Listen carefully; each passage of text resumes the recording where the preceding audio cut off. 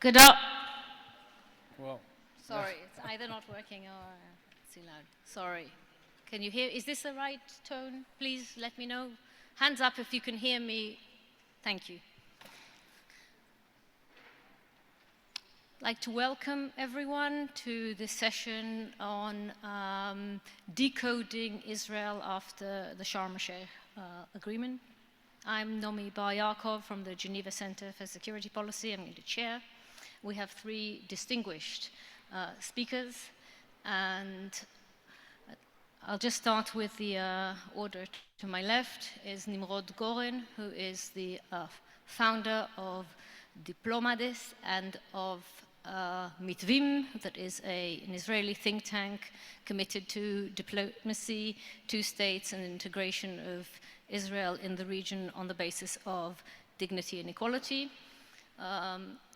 To his left, we've got Eran Etzion, who is a deputy former national security advisor. He had spent 8 years in this role under 3 prime ministers in running order, chronological order, Ehud Barak, Ariel Sharon, and Ehud Olmert, just so as to place him. Last but not least, Gil Murciano, who is the CEO of Mitvim, the same think tank that Nimrod founded. I'd like to pose some questions. We're going to do sort of a free flow, and then we'll open for Q&A.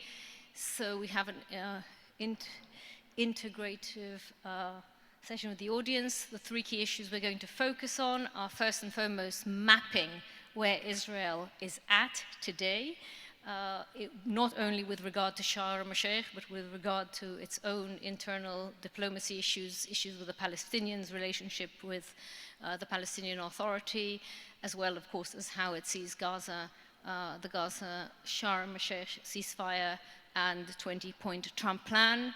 Then we're going to work out where Israel is at moving forward towards the elections, Israeli national elections scheduled for 2026, and what are the trends that we are foreseeing, what are the key questions that we need to ask ourselves. And last but not least, and maybe the most important question, is what can all of you tuning in both online and here, how can the international community empower and help Israel get back on a diplomatic, democratic track, again, on the basis of equality and dignity, implementation of international law, and the like.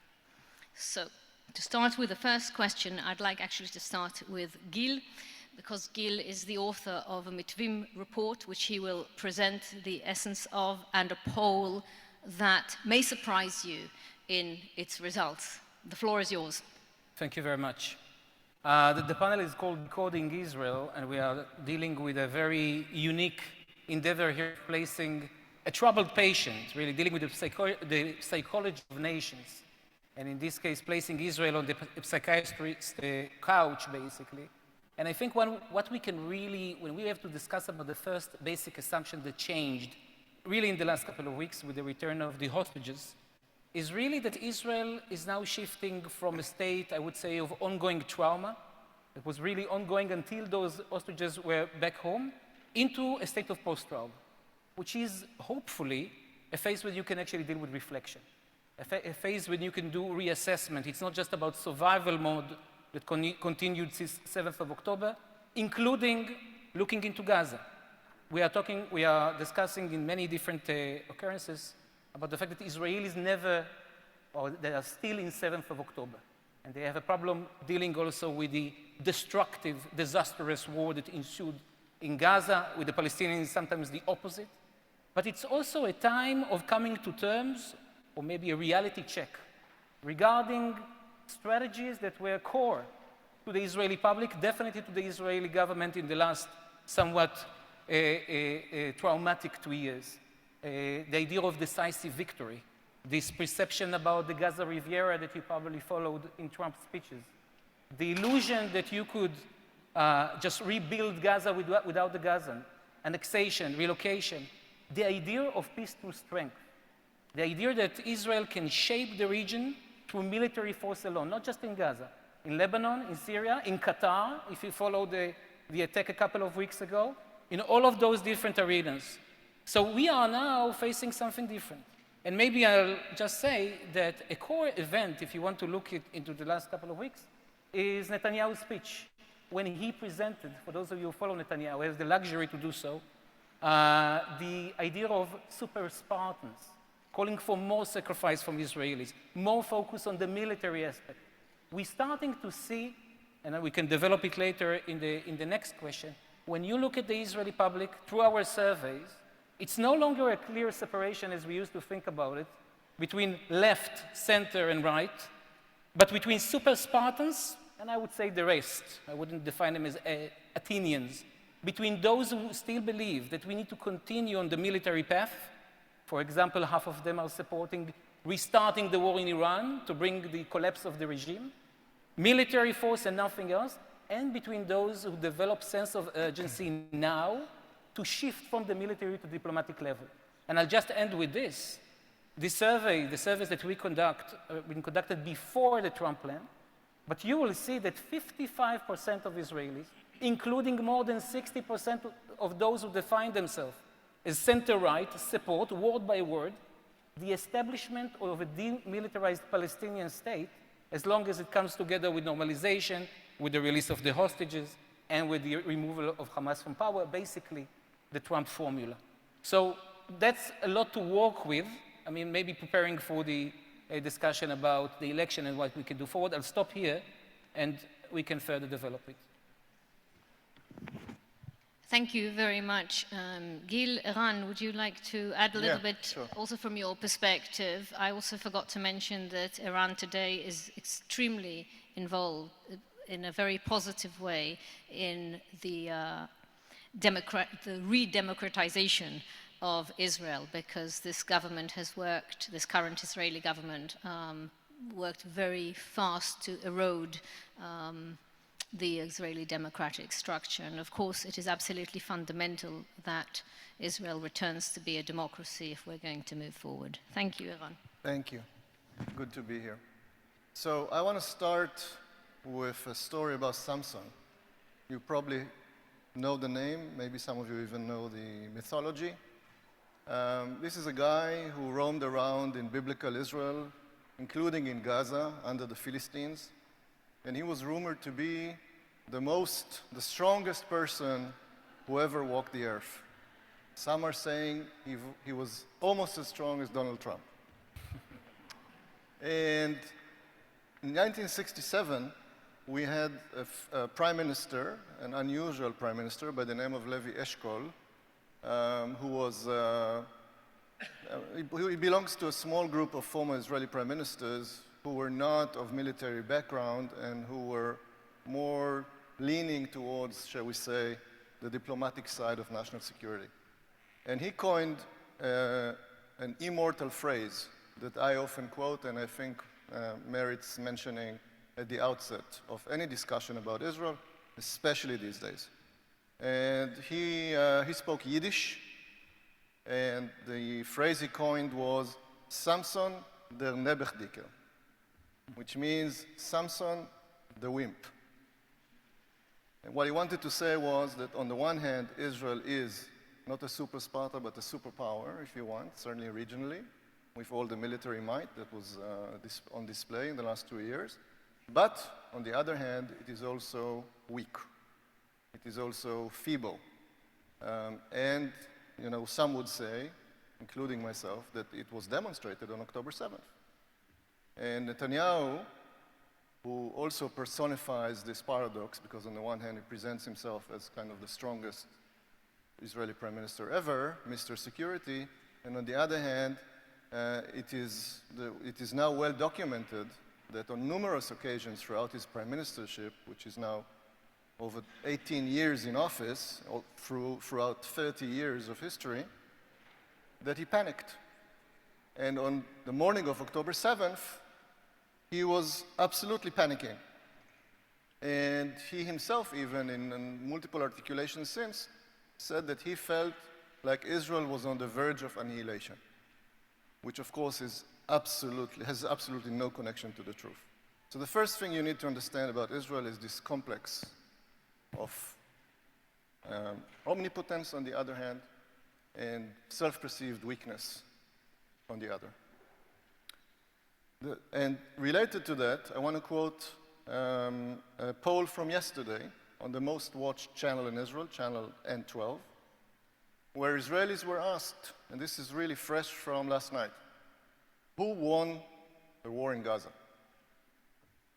Try to think, what do you think the answers were? The answers were presented as follows. There was one very high rubric, 36%, Israel won. There was a small one of 9% that said Hamas won. And then there was a small asterisk in the upper left corner, very hard to detect. 48%, the majority of people asked, said neither side. And I think that catches the overall sense in Israel right now. There is no sense of overwhelming victory. There is no sense of defeat. There is a mixture. And that is critical to understand, again, both kind of the age-old dogma of Samson the Nebuchadnezzar and its kind of very current incarnation, where people are, as Gil correctly said, traumatized, bewildered, feeling that not only their, shall we say, transient sense of security, but their very basic sense of security is part of their very sense of existence. Security really on the existential level was shattered. Because on October 7th, things happened that we never imagined possible. And since then, despite everything that the IDF did in Gaza, and despite everything the IDF did elsewhere, in Iran, in Lebanon, and so on, we have not recovered. The collective of Israel has not recovered, and will probably not recover for the foreseeable future. And my last point will be that now that we have turned the page, hopefully, at least that's the collective sense, we have turned the page in Gaza, and hopefully, again, the war is over. The dichotomy between the Israeli people and the national interest on the one hand, and the Israeli government and its political interest on the other, is coming to the fore. It was there all along, but now it's coming very strong to the fore. And by this I mean that what the Israeli people want and need is a reckoning, is a national soul-searching, is the creation of a national investigative committee with full responsibilities that would punish those responsible to the horrific catastrophe of October 7th. Those responsible, obviously, from the Israeli side. I'm not talking about Hamas. So this is what the collective Israel wants. We want this reckoning, and we want to move forward. Now we'll speak later on the juncture that we face, and war, peace, Gaza, West Bank, and so on. But it's very important to understand that the Israeli government wants the exact opposite. They want to avoid any kind of reckoning. We actually, those of you who listened to Gideon Saar last night, were able to see that. This is not a person who feels guilty or culpable or, somebody who's about to face justice. No. But this is what the Israeli people want, and this is what the Israeli state need. We need a very thorough investigation. We need to learn the lessons, and there are plenty on all levels, including the very basic concept of national security, doctrines. There's so much to say about that. But the Israeli government, all it wants to do is to retain its grip on power, to perpetuate the war, both in Gaza and elsewhere, and to avoid justice. That's where we are. Thank you, Eran. Nimrod, maybe take us a few steps ahead. I'm sure you concur with the other two speakers. If not, please let us know. But moving, do you see this reckoning happening? Do you think that there will be an independent commission of the especially given that the President of the Supreme Court was not invited to Trump's speech. In tradition, it is for the President of the Supreme Court to appoint the independent commission of inquiry. That's always the case, but in Israel there is a backlash against democracy, and both the Attorney General and the President of the Supreme Court were not invited to Trump's speech in the Knesset, and that is against protocol, of course. So I'd just like to hear from Eran here how he feels about it and how we're moving forward. It's a pleasure being here. And I think the title, I also refer to the title of the session because we are talking about decoding Israel's future, but it's also about shaping Israel's future. So the future of Israel is yet to be written, is yet to be determined, and the people here on stage, I really have the honor to be with people who are acting on a daily basis, not only to explain to different audiences on what Israel could look like, but are also taking to the streets and doing that. And you may have seen on your TV screens for the last 3 years, the level of energy, the level of activism, the level of mobilization of so many parts of the Israeli society coming from so different ideological backgrounds, really fighting for the future of our society, for the future of our country, both domestically in terms of democracy and values, but also in terms of our relation with our Palestinian neighbors, calling for a two-state solution, looking for regional integration and belonging. So the domestic and the international are really mixed one another. And when you ask about Israel's future, yes, we can take it through the domestic lens, but we can also talk about the regional. Because you ask about the domestic, I will start with that, maybe touching upon the regional a bit later. Just so you know, you hear a lot about Israel going to election and a decisive year. So yes, it's a decisive year, but it's not really clear yet how the elections will play out, even in terms of the timing. Okay, so the date that is being set formally for Israel's next elections is October of next year, meaning a year from now. But as usually happens in Israeli politics, elections are not necessarily taking place at the time when they should. Sometimes they are pushed a bit earlier because of all kinds of political considerations. So those of you who are following Israeli politics, you can take into account several scenarios of when the elections may happen. Of course, the first scenario is elections in the planned date of October 26. Then there is another scenario which says, well, maybe Netanyahu sees the end of war, which is a really good development, as something that he can leverage politically, and maybe will dissolve the Knesset very soon, as the Knesset is now in recess, but it comes back to work next week. Maybe we'll do a snap elections like he did in the past and send us all to the polls in February or March of next year. But again, I'm not sure things are going that well in Gaza for him, for his political base, that he will want to do so. But there are other scenarios. One is an interim one of going to summer elections. I won't go into too much of the details, but the new concern that we have in Israeli society is about manipulation of elections. Okay, what happens, let's say, if elections are planned for October, but somewhere in August, there is another escalation with Iran. There is another round of attack or another escalation in another front, and because of an emergency crisis, elections should be postponed. We had it at the beginning of the war with the municipal elections in Israel that were postponed because of objective reason. What it may happen again, if it could benefit Netanyahu. What does it mean that Israel is suffering democratic backsliding over the last couple of years for the freedom of the elections, for the ability of all sectors of Israeli society, including our Arab population, which is a significant political and societal force, to actually compete, all the parties that want to compete, for the Arab public to get to the polls without being intimidated by a police that is currently led by a minister from Israel's far right, Itamar Ben-Gvir. So there's a lot of concern. The media landscape in Israel that is shifting. So it's much beyond, how the protocol of a session in the Knesset is being approached, which is also important.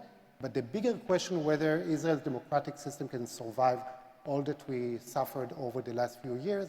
And that will be, I think, very decisive to our future. And as I think Eran mentioned, and you look at the polls, the numbers in Israeli politics since October 7 until today, the ruling coalition does not have a majority.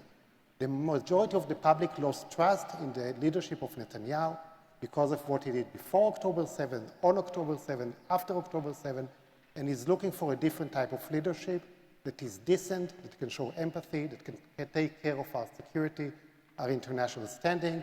It's still not necessarily the camp who supports the two-state solution that has the upper hand on the political map, But definitely there is a chance to go back to the model of the Naftali Bennett-Yair Lapid coalition that was very diverse in terms of ideology and could be the one that may help Israel get back on track, bring things a bit more to normalcy, even if still not the pro-peace government that I think at least us on stage would like to see at first stage. Thank you very much, Nimrod. So just moving forward, just to unpack the Sharm, the context of decoding Israel. We have a very precarious ceasefire, and I'd just like to know what the thoughts of the panel are on whether we are likely to move from stage 1 to stage 2 and what that would take. Anyone who's interested in sure. starting is Eran. First of all, stage 1 and stage 2 is a misnomer. There is no stage 1 and stage 2 in this agreement. There were stage 1 and stage 2 in the previous agreement that Netanyahu signed, also under pressure in January, and then chose to abrogate in February. But in this 20-point plan, there is no stage 1 or stage 2. It is a manufactured conventional wisdom now, because it's convenient for Netanyahu. And it may also be convenient for Trump. Who's to say what's convenient for Trump?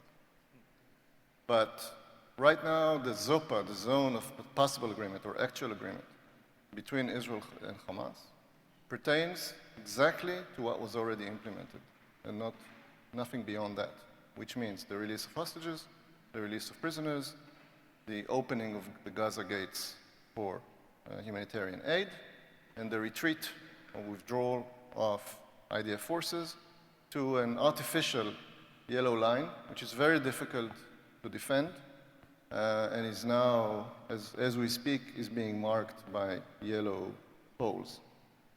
And that's it. The other parts of the agreement, Netanyahu did not even bring to his cabinet, including the official end of the war. That's also a very common Netanyahu tactic, to agree to one thing. This time he didn't sign it, but he agreed to it, obviously, orally, and then to bring to the government something else. He's committed to the end of the war, vis-a-vis Trump, vis-a-vis the world, but that's not a decision of the government. And he refuses to say it. And I think you tried to squeeze from Gideon Saar, yes, last night, a question about that. Did the war end? And he also obviously refused to answer. They don't want the war to end. And they're obviously not interested in most of the rest of the 20 points, with the exception of the disarming of Hamas and the demilitarization of Gaza, which of course runs contrary to Hamas's interests. So, realistically, trying to very quickly create a net assessment of all of this, I think there is, shall we say, a constructive scenario in which the implementation does move forward. What is it contingent upon? Number one, continued relentless pressure by Trump on Netanyahu, which, as we all understand, is anything but guaranteed. Secondly, continuous, relentless pressure by the Qataris, the Egyptians, and the Turks on Hamas, which probably will take place. I think they are committed, and they have their own interests, some of which obviously do not align with Israel's, or with the Saudis or the Emiratis. But it will continue. So we need those two very relentless pressure campaigns. And then we need the situation on the ground not to deteriorate, either by the initiation of Hamas or Israel or some other rogue element, which of course is very hard to guarantee. So I would give it, I don't want to go into numbers, but there is, shall we say, low to medium probability that it will actually somehow move on based on these pressures, probably in a slow motion.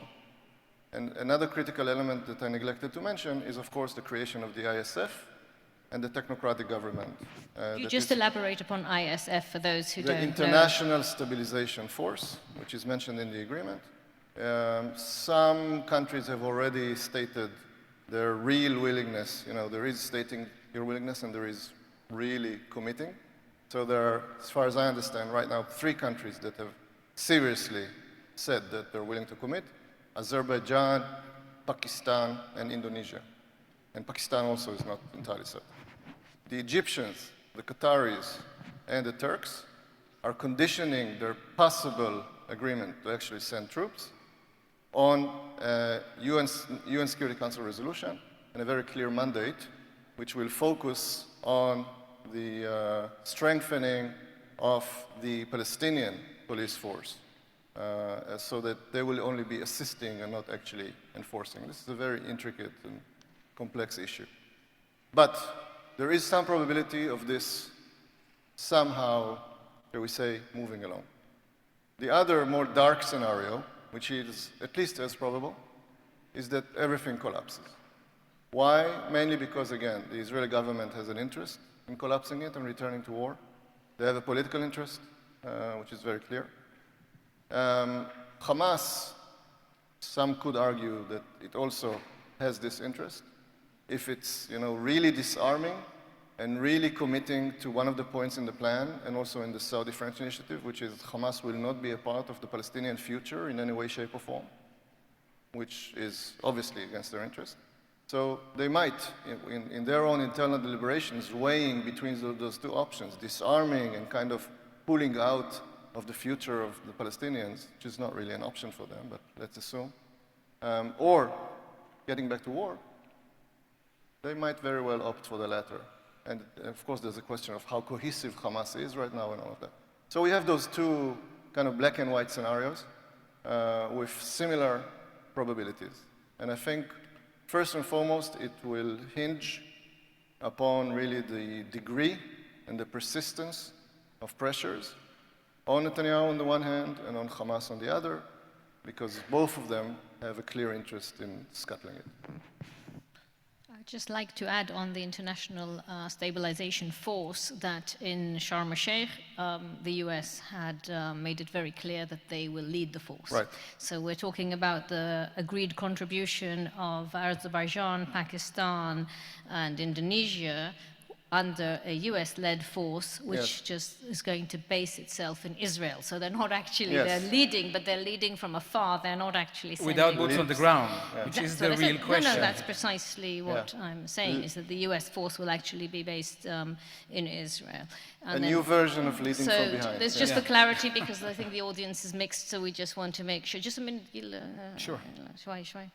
Just need to, I just wanted to highlight the point, this particular point for the sake of clarity and the, of course, Egypt training Palestinian Authority, police, the condition, of course, with the US mandate that Iran mentioned very clearly is that there will be PA agency, so there will be a Palestinian Authority agency as part of the United Nations Security Council resolution. I think otherwise no Arab state is, as opposed to the Muslim states, is going to join the force. So there are more questions than answers about the implementation of, I actually do think it's a second phase, but this is a question of semantics. I was looking at the ceasefire as the first stage, the return of the hostages, the ceasefire as in the return of the hostages and the return of the remains of the hostages, and then the implementation of the rest of the agreement moving forward.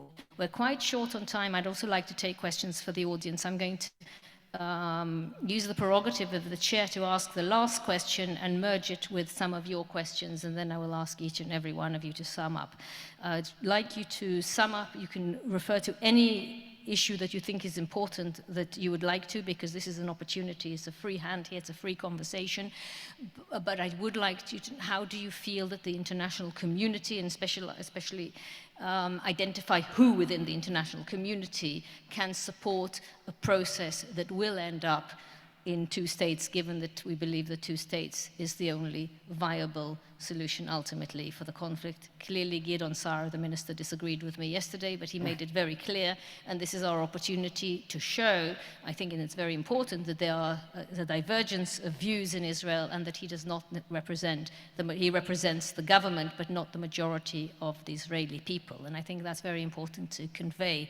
So for those of you who were here yesterday in the session that Greg and I chaired, the minister made it very clear that two states wasn't on the agenda. But I think that as Gil opened, the majority of the Israeli population, even at present, are pro two states.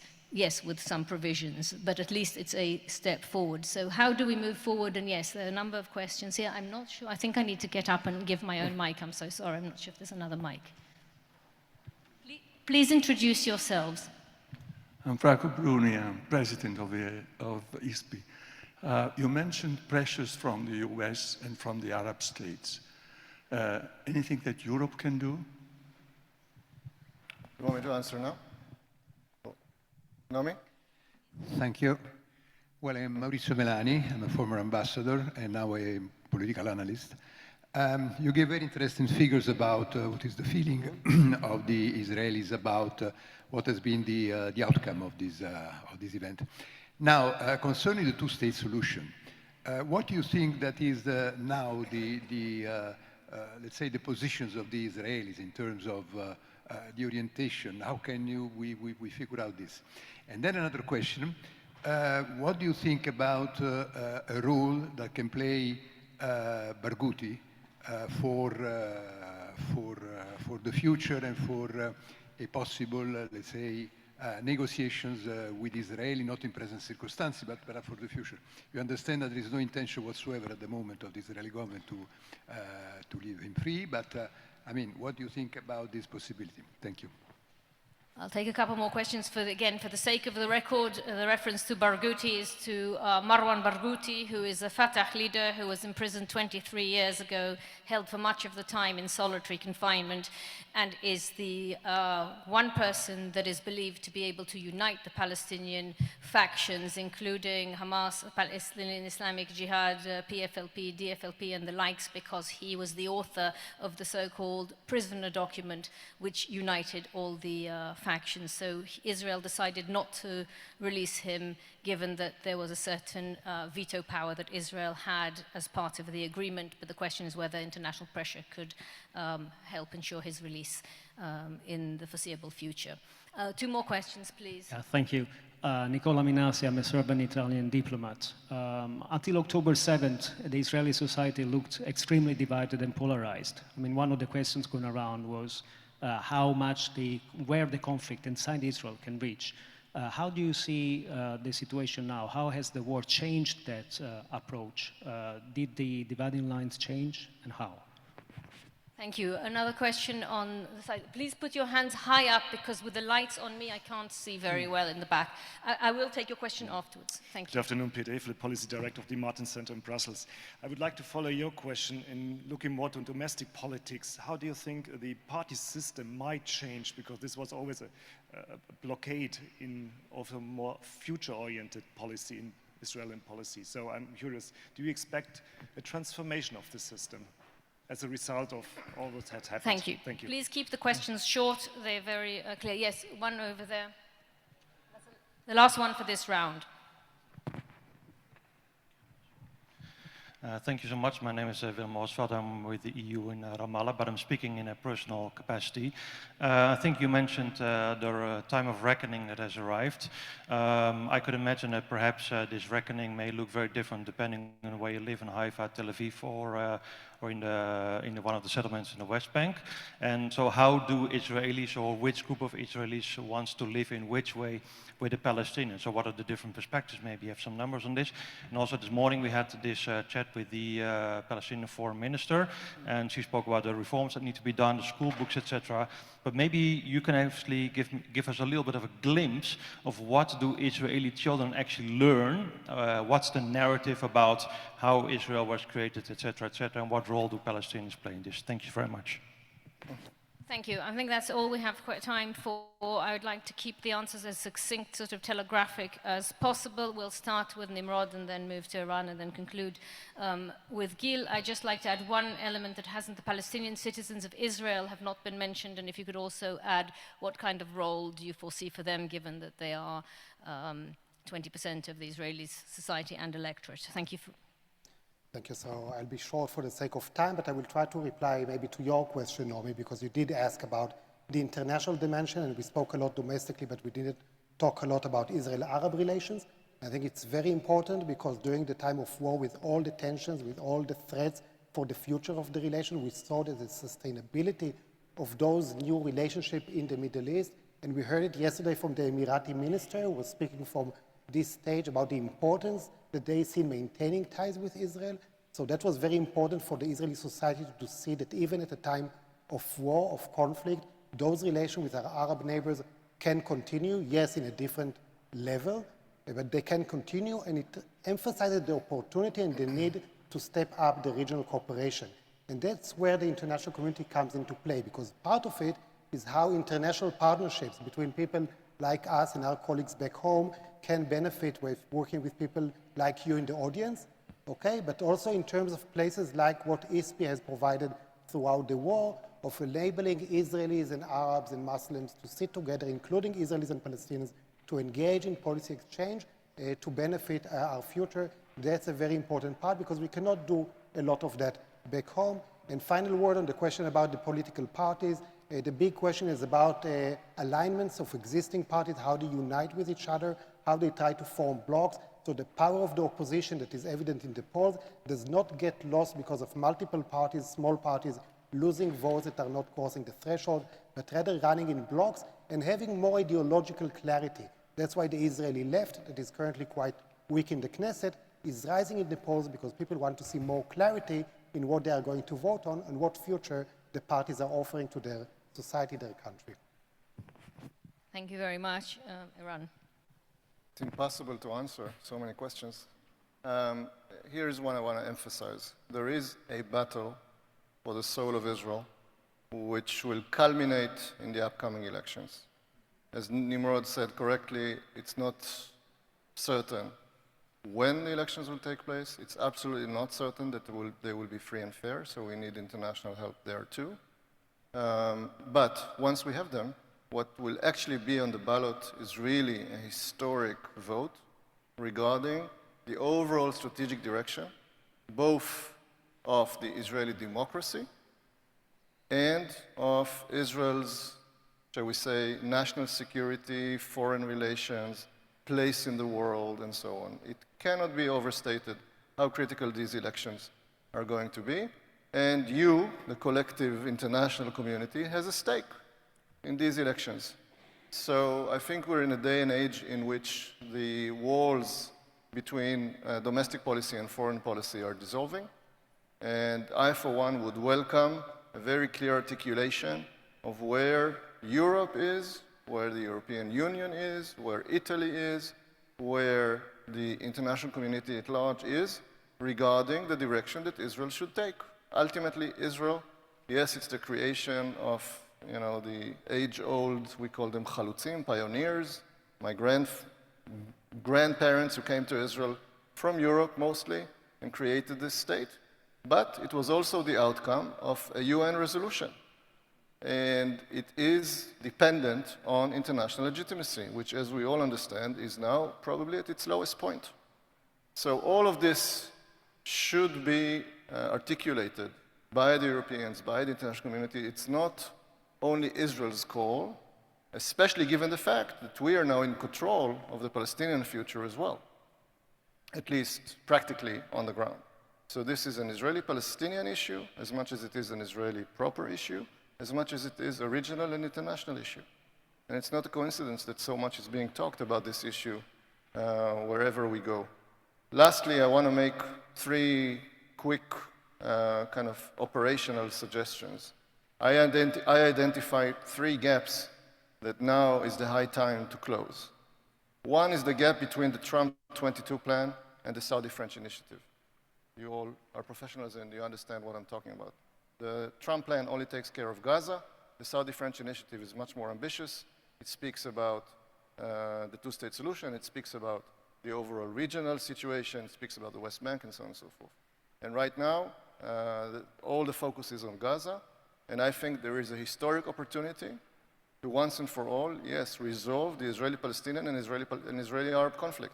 And this opportunity must not be lost. And if it's left to both extreme parties on the ground, it will be missed. And that's an understatement. So that's the first gap.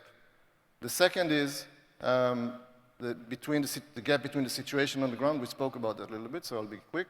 Situation on the ground and the ISF and the technocratic government and making sure that Israel doesn't abrogate the agreement and return to war. This is mainly the role, well, it's the role of everybody involved, everybody that has a skin in the game.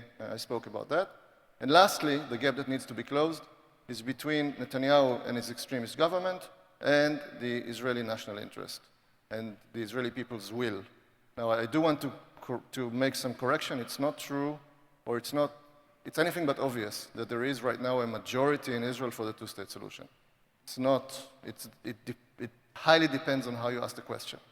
But there is a majority of Israelis who, when asked, and mind every word, when asked, do you support a regional agreement that would include a credible path to a two-state solution, or something like that, yes, there is a majority for that, a majority of maybe 60%.